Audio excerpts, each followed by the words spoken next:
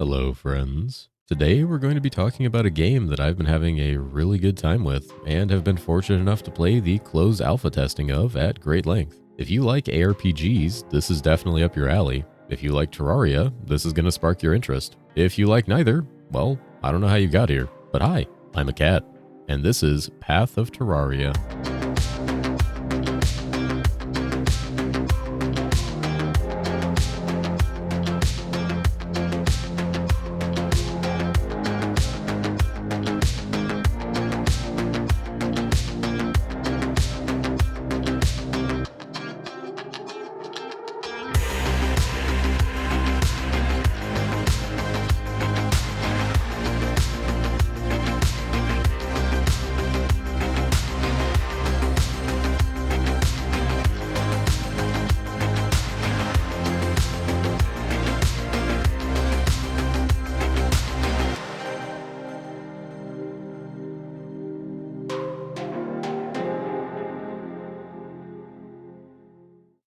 Path of Terraria is a mod and overhaul for the base game of Terraria, heavily inspired, as the name probably points out to you ARPG veterans, by Path of Exile and other ARPGs. This mod seeks to create a new way to play Terraria with the facing of an action role-playing game by redesigning loot, progression, questing, and character power, as well as many other aspects in the game. I was privileged to be able to get my hands on the mod early to test and explore it to my heart's content, as well as provide feedback and bug reporting on anything I encountered. And I'll expand on this sentiment more later, but what I found is a truly excellent dish being cooked up here. The mod creator Scottie and his team behind it are veterans and long-standing members of the modding community, being behind Diablo 2 Resurrected Reimagined, as well as having a hand in dozens of other mods over the years. This mod offers some things I never thought I'd see in Terraria. As someone who's owned the game since it very first came out on Steam, I've played through it dozens of times and in many ways, and this definitely felt like a brand new game in a lot of aspects. It really changes how you can expect to approach every step of your journey. While I don't have a huge expansive library or history of trying a lot of mod packs, I wasn't quite aware of just how far modding in this game could really be taken until now. I feel like my eyes have been truly opened to something I hadn't even considered in my wildest dreams. Path of Terraria, mixing RPG aspects with an adventure crafting game like Terraria, really brings a new flavor to the genres. Let's get started and talk about what Path of Terraria does differently than your base game, some of its features, changes, and the parts of it I truly enjoyed. Let's start with the big one that will be a bit surprising and new to most Terraria veterans, which is the quest and progression system. If you're someone who's played Terraria before, and it's a game which has been out for many years, so many have, you'll be very familiar with how you progress through the game. Well, Path of Terraria is going to switch that up on you completely. Instead of just spawning or finding these bosses, there's a quest line you'll follow, starting with a tutorial once you enter the game. You'll find the town of Ravencrest, which is the central hub for questing in the world. It's beautifully designed and handcrafted, with cool little aspects like parts of it being rebuilt as you complete quests. You'll be given an obelisk to easily transport yourself to and from this hub in the overworld, and inside it you'll meet many NPCs with quests for you, ones with very specific aims guiding you towards a few different options, potentially for classes and archetypes, which we'll talk about in a bit. This questline starts with simple gathering of materials and killing enemies, and slowly sprawls outward, having you target bosses through the mapping system. Yes, Path of Exile players, you heard that right. We'll talk about it in just a second. Each boss is tied to its own quest and has things you do to unlock it. Each domain's quest is unique and interesting and not really the same as the last, some being very thematic as well as having extremely cool animations, ideas, and lore. The boss maps themselves are very well designed and perfectly fit to not only the aesthetic of the boss you're there to kill, but bring a breath of fresh air to approaching these fights, giving the bosses their own arenas to fight them in. These quests send you off to hunt down the bosses in their domains or maps, a system I've never seen before in Terraria. The system uses a subworld to create new zones that are generated when you put a map in the map device. Yes, PoE players, I know, you're bouncing in your seat now, trust me, so was I when I heard about this. And since we are on that topic, yes, the game does have a mapping system. Early on, you craft yourself a map device to put in your home. Quests lead you up to hunting down a specific boss, and each boss either has a map you put in or steps you take to create a portal to reach them. Once you've killed a boss, the map to their domain is added to the drop pool of enemies in the world, meaning as you're hunting around, you may just get a random map drop for Eater of Worlds or Eye of Cthulhu or King Slime, and be off to kill them again, getting yourself more loot, more gold, more fun. And these maps can have some interesting modifiers which can be affected in some ways by you,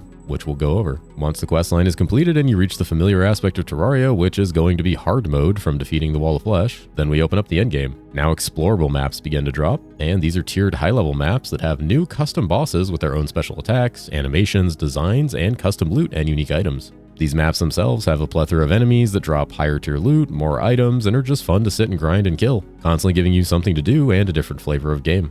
I'm starting out strong here by telling you there's a whole quest line and a mapping system, and we're not even done talking about all the good features and all the things that this has to offer. Next up, there's always the question of character power when you look at ARPGs or anything RPG related, and we have that in quite a few ways. Normal Terraria, you're just limited to gear for the most part, maybe life crystals here and there and some small permanent upgrades like that. In Path of Terraria, you still have life crystals, but the rest of it changes greatly. You gain access to the passive tree. This tree lets you assign and move around points to specialize in directions you want to go with your character, gaining 1 point per level. Yes, per level, because as you kill monsters in Path of Terraria, you are gaining experience and leveling up, much like any good fun RPG. These passives stick with you and are always active. You can go towards melee damage, range damage, magic, summons, give yourself more crit, more defense, some bleed on melee hits, even more movement speed and a whip attack speed. This adds a whole new layer to the game where your character gets stronger as you progress. You can gain more health and more damage and fun little aspects as you play through, not feeling defined only by your gear and items that you found, allowing you to aim towards whatever you have at the time or wherever you want to go in the future. And the best part is this feature has a lot of room to be expanded in the future. And as far as extra character power, there's also skills. Path of Terraria has its own skill system, and while it's currently in its early stages, there are sub-skill trees to show off for some of these. Borrowing from some more interesting and customizable concepts from other RPGs, we have abilities inside abilities. You can select these skills, and as you progress, you can modify them. You can even find augmentation orbs, allowing you to further augment the effects of them and things that happen with them. You can change and modify these abilities to be completely different. The flurry ability, which is normally a rain of arrows or a range of bullets from your ranged weapon, can become something that spits out nature damage or shoots faster. The Nova itself, you could change its element entirely to lightning, fire, cold, and make it explode multiple times or do a wider area of effect. There's even skills granted specifically by items with their own crazy levels of power and things you can do with them. This is also a system that's going to be expanded on greatly and looks like it's going to be tons of fun for character customization. Though they didn't forget about gear or weapons either. In fact, loot has seen a pretty significant overhaul. You see, like many ARPGs, loot is vastly important, if not the main reason people log into them. So now items can drop as magic, rare, or even unique. Magic and rare items roll with multiple affixes, stronger and more numerous as they go up in power and randomized when they drop. Unique items have special effects and set stats, all of this pretty par for the course for well-designed ARPG gaming. On top of the joy of loot dropping that can be game-changing for your build, what would a game inspired by PoE be like without crafting? This goes hand in hand with the loot. See, in your journey, you'll also come across shards and crafting items that let you do exactly what you'd expect. You can turn a normal item magic, maybe turn it rare, re-roll the affixes on it, or corrupt it unpredictably for potential gain, or even mirror an item in its entirety. Another system that's slowly growing as the mod progresses and has a lot of potential. And on top of that, there's a new inventory system with rings and amulets available. This is a good change because it leans away from the normally accessory heavy gearing of Terraria. This is what sparked a huge chunk of joy for me and others. ARPG loot and crafting is addicting, and this is where a lot of my excitement to try this out came from. And let me tell you, it's really fun to play around with. Taking the usual formula of farming up materials to craft an item and a full set of gear, and then turning around and making it magic or rare and rolling for affixes that I want is what really captures the sweet spot between these two genres. Adding to this is just the fact that seeing rare, unique items or crafting materials drop from monsters that you're farming is always exciting.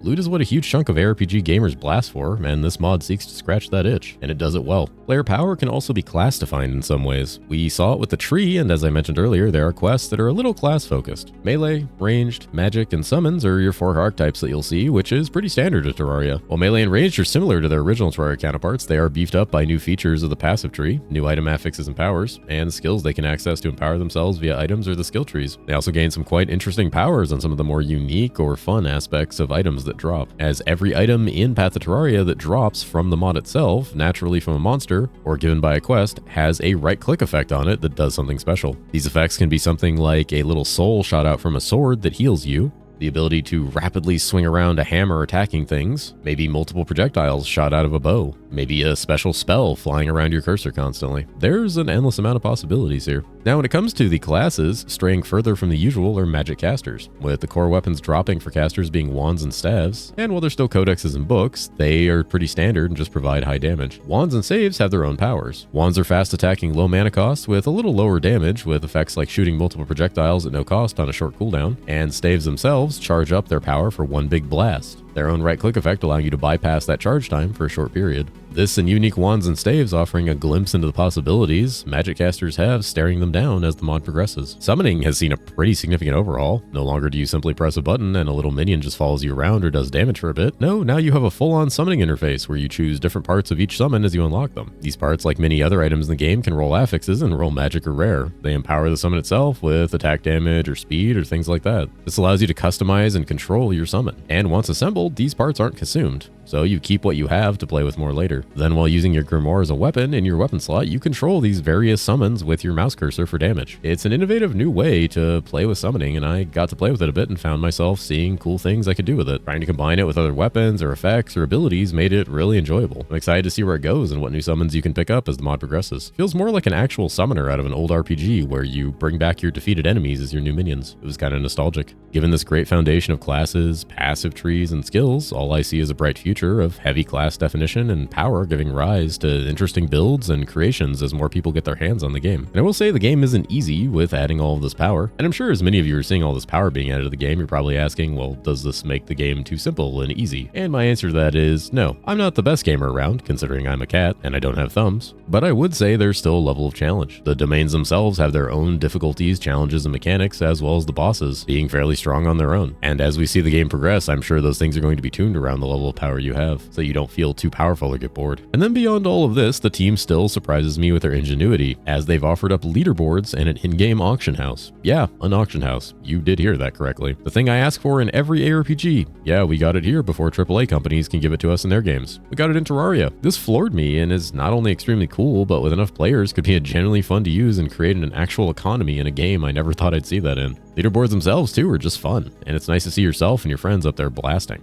Now you're probably asking, well, after all that, all these mechanics, all these cool things, how does the game actually feel to play? Well, it's very fun. It's new. I enjoyed my time in it immensely. I think the promise that it shows is incredible, and I'll have it on my list of something to revisit every major update in the future. Maybe even more often, because party play in these games is always a fun thing. Introducing new players and friends is its own joy. Multiplayer is an option here, and never hesitate to bring your friends to this party. The Terraria has a slew of interesting mechanics. It's taking the classic ARPG formula that many gamers know and love and putting it into one of the most popular, successful survival crafting action games out there. The interesting thing here is Terraria and ARPG players may not have that big of a crossover. I know it definitely does for me because I've experienced the game before and I loved it, but friends of mine have never touched Terraria, and they were enthralled and in love with it. All it took was a little dose of familiarity from the genre they love sprinkled in. This mod is in its early stages, but still offers enough to draw in a whole new audience of gamers that may have looked at Terraria before and thought it wasn't for them. And that's an incredible feat on its own. I will say Terraria itself is still the core of the game, so when you play this mod, which you should, you'll have to still familiarize yourself a bit with the core concepts of the game. Crafting, building, harvesting, materials, mining, crafting stations, and building a house and homes for NPCs to move in with you. All of this may seem like a steep learning curve, but the great thing about Path of Terraria is rarely are you going to feel lost with your overall goals. Two great things here are the EXP system, keeping you feeling like you're always growing and gaining, even if you're getting attacked by enemies constantly while trying to figure out what to do. That's something lost in the normal Terraria, as killing endless monsters is only fun for me when a little bar goes up and dings eventually. But also the questline itself gives you a good path towards a goal, something to accomplish and do. And the early parts of it, as I mentioned earlier, push you to go gather materials. So you immediately set out in search of things that you're going to need in the base game for crafting and building, and this will also force you to harvest other materials on your way through it. This is how you're going to learn the game. The mod itself is designed in a way that blends both features pretty seamlessly. So if you like ARPGs more than Terraria, there's plenty of that here for you and more in the future. And if you like Terraria more than ARPGs, that game's still here with just new mechanics to engage with. Striking the balance is always a goal with these things, and you never want it to pull too much in one direction or the other, and I do feel it's doing a pretty good job of that so far. Innovating the ARPG genre into another one of my favorite games was something I only figured I'd dream about or fantasize about. Well, everything in this video is subject to change and it's still in testing and development. The sky is quite literally the limit for this mod. Scottie and his team are respectful, kind, welcoming, and extremely passionate about what they do. I've seen bugs that I ran into fixed literally an hour later, and I've had honest, open, and enjoyable dialogues and felt the shared passion for gaming with them directly. These are people who love video games and love seeing what they can bend and change in our favorite games to give us new experiences. And that's what Path of Terraria is at the end of the day. It's a completely new experience put inside of a game that we're familiar with and love, adding into it a genre that we love. It changes a lot of the concepts of how I thought Terraria would be played, and it sent me on a journey I didn't think I'd take. One I came out of with a new perspective that games I've played a dozen times can always be made a lot more interesting when someone talented and passionate decides they want to add their own spice to it. I knew mods were capable of quite a few things in games, but I never imagined they'd do something as far as make me passionate about Terraria again after years and years and years of replaying it. You should check out Path of Terraria on August 8th. It's a true love letter to ARPGs and Terraria and a testament to creativity and what can be done with gaming. Anyways, I'm Sleepy Cat, and I'm tired. Good night.